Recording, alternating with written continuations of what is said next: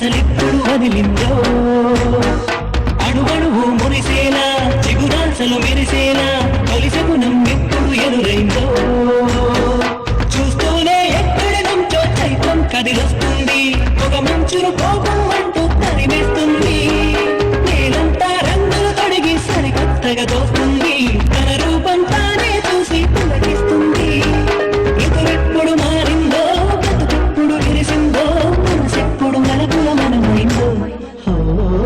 ఎవరైనా ఎప్పుడైనా సరిగా గమనించానా చలిచల అసలెప్పుడు వదిలిందో